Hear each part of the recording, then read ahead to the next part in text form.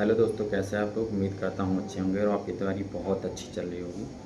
तो भाई मैं आज जीएस के टॉपिक पे बात करूँगा कि आप जीएस में कैसे एक बहुत अच्छा स्कोर कर सकते हैं। लगभग आप 35 से 40 के बीच में आप कर सकते हैं आराम से। तो भाई सबसे पहले मैं आपको बताऊँ कि जीएस एक ऐसा पर्सन है कि आप इसमें कभी ये नहीं कह सकते, कितना भी पढ़ लें, कितना भी पढ़ाई कर लें, आप कभी ये नहीं कह सकते कॉन्फिडेंस होके कि मैं मतलब बहुत अच्छा स्कोर कर पाऊँगा। ये कोई नहीं कह सकता।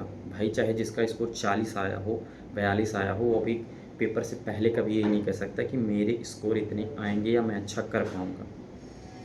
तो भाई इसके बारे में बात करने से पहले सबसे पहले मैं एक छोटी-सी बात करूँगा कि यदि भाई आपने कोई बैच लिया है, चाहे ऑनलाइन हो या ऑफ़लाइन हो, आपने कोई भी लिया है, तो आपको एक चीज़ पता होगा, कोई भी यदि वो कोर्स लॉन्च करता है तो अपना 3 से 4 महीने के अंदर में वो उसको कंप्लीट कर देता है। तो आपको ये पता होना चाहिए कि कोई भी हो, चाहे वो हिस्ट्री या पॉलिटी, किसी भी अगर वो टॉपिक को पढ़ा रहा है, तो आपका 3 महीने में या 4 महीने में वो कभी कंप्लीट नहीं कर सकता। यानी कि सारी चीज़ों को वो कभी कवर नहीं कर सकता है। यानी कि इसका मतलब यही है कि आपको वो बैच जो है या जो ऑनलाइन ऑफ़लाइन लिए हैं, वो आपको सिलेक्शन मात्र उसी से दिला देगा।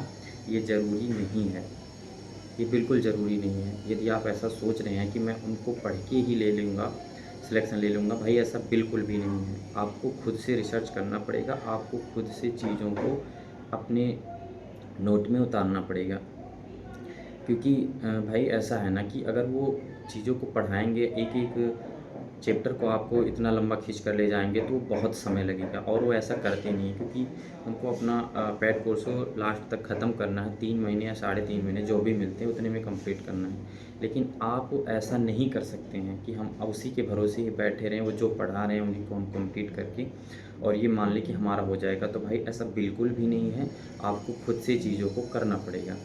तो भाई आज मैं उसी के बारे में बात करूँगा कि कैसे आप खुद से करें और कैसे आप एक अच्छा स्कोर कर पाएँ। क्योंकि भाई दिल्ली पुलिस जैसे पेपर में 50 जीएस हैं, और जीएस ही ये समझो कि सब लोगों के लिए सबसे बड़ी प्रॉब्लम होती है। क्योंकि मैथ तो हर कोई कर लेता है, चलो 15 है। रीज़निंग है, हर कोई कर लेता है, एक आध किसी का गलत हो।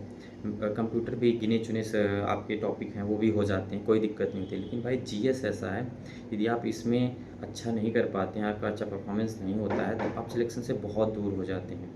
तो इसलिए भाई मैंने कैसे किया था अपना जीएस को अच्छा किया था, किस प्रकार मैंने अपनी स्ट्रेटजी अपनाई थी कि किसको किसे मतलब किस टॉपिक को छोड़ना है, किसको पढ़ना है, ये मैंने कैसे किया था, ये मैं आज आप लोगों को बताऊंगा और कैसे आप कर सकते हैं।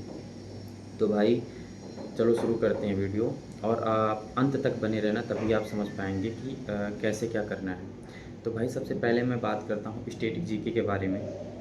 भाई स्टैटिक जीके ऐसा टॉपिक है एसएससी के लिए कि आप ये समझो कि वो 2 टॉपिकों को, यानी कि वो 2 टॉपिक को अकेले कंप्लीट करता है। यानी 2 टॉपिक आप पढ़ रहे हैं कोई, वो अकेला ही काफ़ी है उसके लिए, पूरा करने के लिए। स्टैटिक से भाई लगभग ये समझो कि दिल्ली पुलिस में 5 से 6 क्वेश्चन आपको मिलेंगे ही मिलें। और भाई उसमें भी कुछ ही टॉपिक हैं, उसमें भी कुछ ही हैं, 4-5 ऐसे हैं कि जिसमें से ज़्यादा क्वेश्चन बनते हैं। तो वो भाई मैं एक शॉर्ट वीडियो बनाऊंगा उसके लिए, तो आपको बता दूंगा कि आप उसमें से भी क्या इम्पोर्टेंट है, आप उसी को पढ़ लें। मात्र अगर आपको समय नहीं मिल रहा है तो उसी को आप पढ़ लेते हैं, तब भी आपका स्टैटिक का पूरा हो जाएगा। तो भाई अब मैं बता रहा हूँ कि आप स्टैटिक को, आप मान लो आपने कोर्स लिया है, तो आप उसको कैसे कंप्लीट करें। तो भाई यदि आपको, जैसे आपको कोई टॉपिक कंप्लीट कराया गया है, मतलब आपका स्टैटिक जीके से कोई भी टॉपिक कंप्लीट कराया गया है, चाहे वो डांसिंग का हो या फेस्टिवल का हो या जिस भी चीज़ का हो, जो भाई आपको पढ़ाया जा रहा हो, जब वो आपका कंप्लीट हो जाता है वो वाला टॉपिक, तो आप भाई एक बार खुद से रिसर्च करो कि क्या जिस राज्य का उन्होंने उत्सव बता दिया है कि 4 हैं या 5 हैं, क्या उसमें और तो नहीं हैं। चाहे वो नृत्य का हो कि इस राज्य में इस जो नृत्य है इसमें इतने ही नर्तक हैं और हैं। ये भाई आपको करने में मात्र आधा घंटे लगेंगे। आप यूट्यूब से सर्च कर लो या कहीं से भी आप सर्च कर लो, बुक से ढूंढ लो जो अच्छी अच्छी किताब है, आपको ज़्यादा समय नहीं लगेगा। सर्च करने में। अगर है तो आप अपनी नोट में उतारो, नहीं है तो बहुत अच्छी बात है।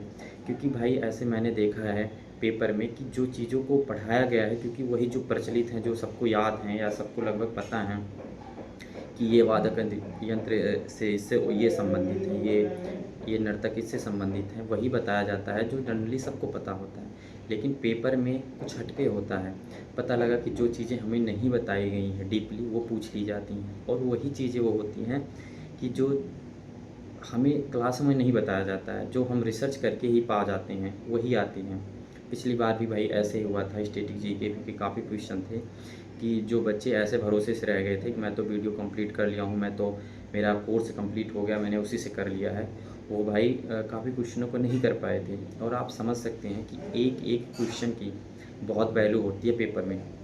आप एक क्वेश्चन से 10,000 बच्चों से आगे पीछे होते हैं, इसलिए एक एक की बहुत वैल्यू है और आपके पास समय बहुत है।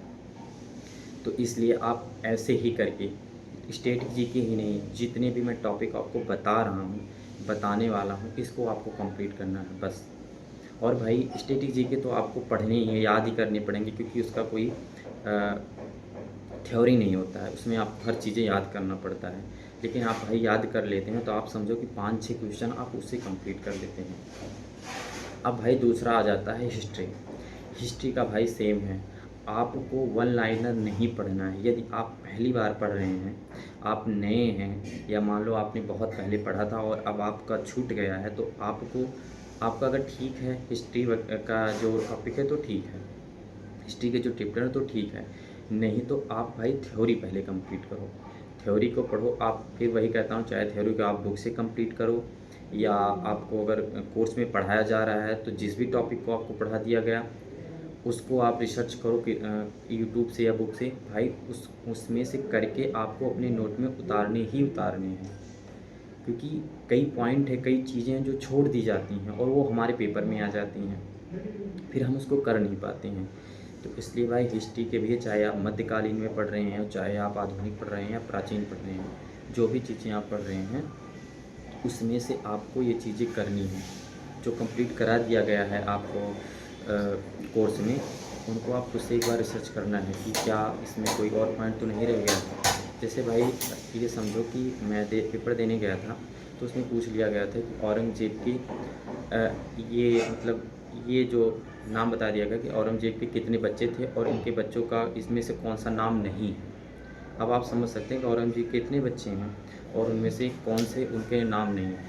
अब आप समझो कि यदि आप औरंगज़ेब तक इतना ही पढ़ लिए कि उनका एक है या उनका एक लड़का किसने ज़्यादा काम किया है या जो विख्यात है उन्हीं को बता दिए और सबका नहीं बताया, तो आप कैसे करेंगे। इसलिए मैं कह रहा हूँ कि आप इस प्रकार ही इन चीज़ों को कवर करो और कंप्लीट करो भाई। फिर वही चीज़ सेम आ जाता है आपका पॉलिटी का। पॉलिटी में भी भाई आपको जो भी क्लासें कराई जा रही हैं, चाहे आप ऑनलाइन या ऑफलाइन कर रहे हैं, उन टॉपिकों को भी जो कंप्लीट हो रहे हैं उनको आप खुद से रिसर्च करके अपने नोट में उतारो कि क्या चीज़ें छूटी हैं, क्या चीज़ें में और इंक्लूड करना है। ये करने में भाई आपको ज़्यादा समय नहीं लगेगा, आपको मान के चलो कि आधे घंटे 20 मिनट ही लगेंगे करने में, लेकिन ये आपको बहुत आगे ले जाएगा, औरों से आगे ले जाएगा। क्योंकि कोर्स में नहीं हो पाता है कि जो सारी चीज़ें वो कंप्लीट करा दें, ऐसा कर पाना पॉसिबल नहीं होता है। तो भाई आपको मैंने स्टैटिक बता दिया, स्टैटिक जीके, हिस्ट्री हो गई, पॉलिटी हो गई। उसके बाद भाई आ जाता है इकोनॉमिक। इकोनॉमिक बहुत छोटा टॉपिक है, बहुत बड़ा नहीं है। उसका क्या कहते हैं, जीएस का बहुत बड़ा टॉपिक नहीं है। इकोनॉमिक छोटा है, आप कर लोगे आराम से। तो आपका इकोनॉमिक हो गया। फिर में आ जाता है आपका जियोग्राफी। जियोग्राफी से भाई क्वेश्चन आते ही आते हैं, और ये लमसम भाई ये समझो कि इसमें भी वो होते तो वन लाइनर ही हैं जो सारे क्वेश्चन बनते हैं, क्योंकि इसकी कोई बहुत थ्योरी नहीं होती है कि कोई कहानी हो, लेकिन आपको थ्योरिकल रूप में ही पढ़ना है। क्योंकि आप जब थ्योरिकल पढ़ेंगे तो आप चीज़ों को ज़्यादा समझ पाएंगे। नहीं तो पता लग रहा है मिट्टी के 4 प्रकार बता दिए तो आपको चारों याद करनी है, लेकिन अगर वही चीज़ें आपको बता दिया जाए कि ये जो चारों मिट्टियाँ हैं किस राज्य में ज़्यादा पाई जाती हैं, तो आप अच्छी से चीज़ों को एलिमिनेट कर पाते हैं। इसलिए मैं कहता हूँ पहले आप थ्योरी पढ़ो। थ्योरी पढ़ने में समय लगेगा ठीक है, लेकिन आप ये नहीं रहेंगे कि होगा कि नहीं होगा, कर पाऊँगा कि नहीं कर पाऊँगा। आप 100% ये रहेंगे कि मैं कर लूँगा जीएस में अच्छा। तो इन चीज़ों के लिए, नहीं तो भाई यदि आपको है कि मेरा सिलेक्शन होगा तो ठीक है, नहीं होगा तो ठीक है, अच्छा कर पाया तो ठीक है, नहीं कर पाया तो ठीक है, तो आप कर सकते हैं भाई। आप तुक्का लगा सकते हैं, या आप चीज़ों को ऐसे कर सकते हैं कि आ गया तो ठीक है, नहीं आया तो नहीं। तो उसके लिए नहीं है, मैं भाई जो बता रहा हूँ ये 100% आप 35 से 40 के बीच में स्कोर करके ही आएँगे।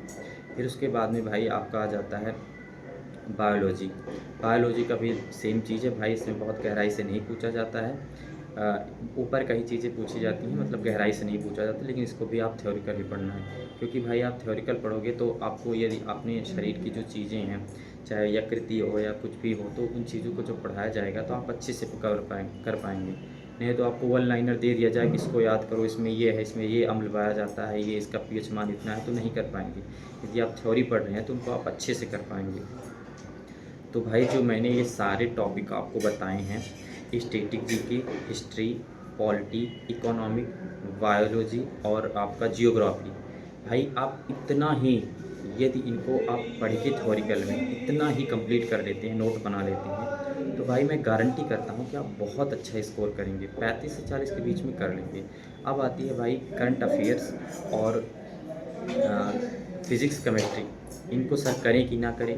तो भाई ये तीनों चीज़ें आप रख देना बाद के लिए। जब आपका ये इतना कंप्लीट हो जाएगा तभी आप उसको करना। यदि आपका ये जो मैंने टॉपिक बताए ये कंप्लीट हो जाता है तो भाई आप उसको तब करो, उसके पहले नहीं। ये जो मैंने टॉपिक बताए कंप्लीट हो जा रहा है तब आप इनको करो, नहीं तो मत ही करो लास्ट में अगर रह जा रहा है, क्योंकि इसमें समय बर्बाद करने का कोई मतलब इतना है नहीं। पिछली बार भाई करंट अफेयर्स में आपके एक क्वेश्चन आए थे, मेरे में तो एक आया था, और भाई मैंने कभी पढ़ा भी नहीं था। इसलिए बता रहा हूँ कि आप जो है इनको लास्ट में ही करना है। यदि आप सारा समय, मतलब आप कंप्लीट कर लेते हैं सारे टॉपिकों को, तभी इसको करो, नहीं तो ना ही करो तो ठीक है। तो भाई ठीक है, यदि आपको कोई और भी डाउट है, आपको कोई चीज़ें समझ में नहीं आई हैं, तो आप कमेंट कर सकते हैं, बता सकते हैं, मैं उसका रिप्लाई दूँगा। तो जय हिंद दोस्तों, फिर मिलता हूँ दूसरे वीडियो में।